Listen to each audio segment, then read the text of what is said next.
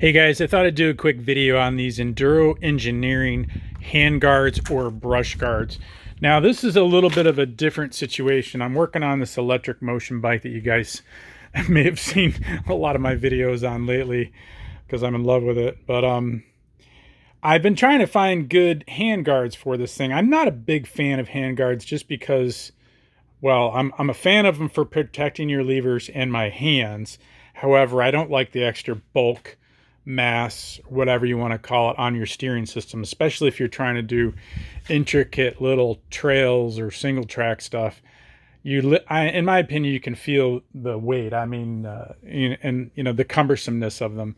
It's minor and it's a decent trade-off. So I haven't like fully installed these yet, and Electric Motion doesn't really have a good solution for this right now. Maybe because the bike's too new or whatever. I tried to buy some of their bar ends that were supposed to look like mushrooms that plug in to protect things, but those didn't fit without modifications and stuff, so I didn't feel like screwing with it at that point. And it didn't solve the whole problem. As you know, when you're riding in sand or dirt and you fall over, especially on the throttle side is where it really matters. You get sand in your throttle and then this thing starts hanging up on you, whether it be electric or any other bike. So I was trying to solve that, which, when you smash your grip and tear it open, you're going to get some sand in there and so forth. So this can help from tearing the grip, even though in order to install this, you do have to put a hole in the grip to get in there. So now if you do fall in a pile of sand, you'd have this little tiny hole. Hopefully I'll make my hole super tight. But my point is, just to give you an example, I'll walk over to the WR. I did put them on this because I was doing a lot of kind of bushwhacking, trailblazing riding, and, falling in sand and junk. These are your Amazon cheapos, which I have a video on. Now, when I say cheapos, they were very inexpensive. I don't know, under 25 bucks, I think. The hardware wasn't great, but it was good enough. Now, the metal inside of this plastic handguard is pretty heavy, aluminum, and it's a chunky, this was a okay fitting out here, and everything works fine. But I did feel the weight. I like the feel of the bike better without those on there because these were fairly chunky. And in my opinion, you got up and you're standing and you're kind of trials riding it super slow, like at a crawl standstill. And when you go to kind of whip the steering around, the handlebars around, you did feel the additional weight. Obviously, I'm kind of splitting hairs, but I just don't like the bulk of the things. Yeah, I mean, if I'm smashing trees, it's great to help protect your hands, but I kind of like to ride where I'm not smashing my hands on trees, so to speak. But anyway, back to installing these things. So the only way to really do this, as you can see, I'm going to have to file this out to get it to fit the bar better. I can crunch it down, but it's going to mar the bar up real good. I like these fittings. They're quite heavy duty. They came in this package with really nice hardware, pretty nice hardware. And the price was right. I think these were $42. I'll put a link down below. They came with the screws. I don't know what these are for, the rubber things, but they came with these wedge fittings. And wedge fittings, as you may know, are when you drive them together, opposing inside of the handlebar, they will slide against each other and cock in there and create a tight fit. Now, the only concern I have with wedge fittings is that theoretically, if I'm on the throttle side and I fall real hard, I can pound this in tighter because that wedge fitting is not really going to stop. It's just going to keep going in on a hard hit, like say on a rock. And now I've locked my throttle, and now I'm trying to pull that apart. I might have to have a wrench or smash it with a rock to get the throttle unlocked. I'm talking about, deep woods, Hatfield, McCoy, single track, hairy stuff. So it can be a problem if you do that. Now, obviously, it's nice to have the protection on your levers, because if I was in the Hatfields, deep in the woods, especially by myself, and I broke an important lever off, I mean, I could live without a brake, and I can live without regen. So it's not horrible there, but like on some bikes, you can't live without a clutch lever to get out of the woods very easily. Let's say I broke it all the way up here. It would be quite challenging to get out of the woods deep in the Hatfield McCoys, especially by yourself without your clutch on, say, a KTM or a Yamaha or whatever. So I wanted to thread these, especially on the throttle side. I was trying to find a threaded insert, which I know I could find. I was just trying to find it without spending stupid money on one little tiny insert, like 25 bucks, so that if it did get pounded into a rock, smashed on this side, the threads in the handlebar, here, I'll use this as an example. This is a solid aluminum bar, and it's fairly thick right there. So if, let's say, I tapped that and created threads and then got a bolt, the only problem is the tap would be so large that the bolt would then be so large, then it wouldn't fit so great into here. So that's one of the dilemmas. So I'd actually have to tap this, put a smaller threaded insert in that would be locked in, and then a bolt into that smaller threaded insert, a bolt, say, for example, the size of this bolt that it came with. Not, you know, a monstrous bolt.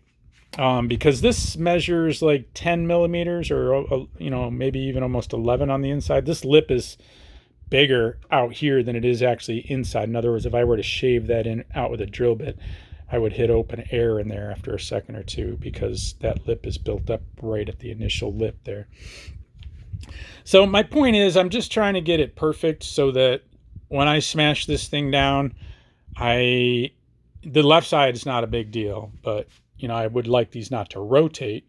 So I wanted a good bite there, and the stronger this is mounted, the less it'll rotate, kick up, you know, and down when things get smashed, which would be nice. But on the throttle side, I've had, like I said, cases where sand and the throttle gets smashed and slid in on here, and then it's jamming up, and now my bike's trying to run off without me. If I, you know, electric, you don't have the option of a clutch to disengage. So those are just some of the points.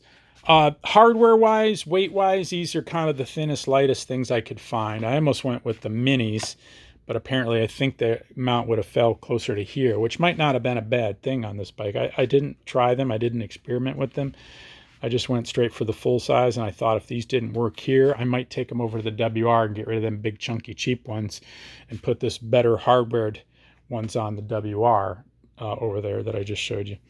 Anyway, those are just some of the trials and tribulations. What I think I'm going to do, I'm still debating whether I like these. Electric Motion apparently in 23 just came out with some, what do they call them, flag style. I don't know if they're going to protect enough when I smash it into a rock. Are they going to stop, say, the throttle side from hitting or not? I don't know.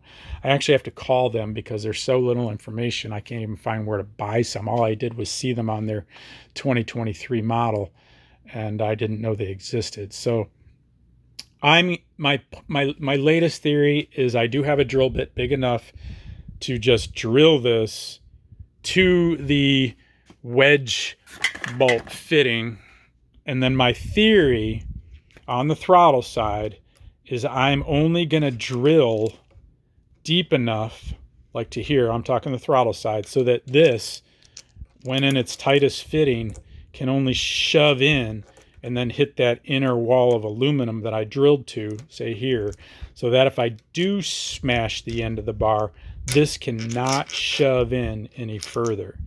That's my theory. Now I need to, you know, drill the perfect hole in the rubber grip so that I have a nice tight fitting and sand can't go in there, yet the throttle moves freely, you know, because this one's a fairly lightweight spring, and any bit of debris tends to, like even right now I can tell it's hanging up. If you see, I can kind of, like right there, the bike, well, this is actually retracting all the way, but I did get a little sand in it and this thing was hanging up, so I would turn the bike on and it would beep because it knew the throttle was engaged.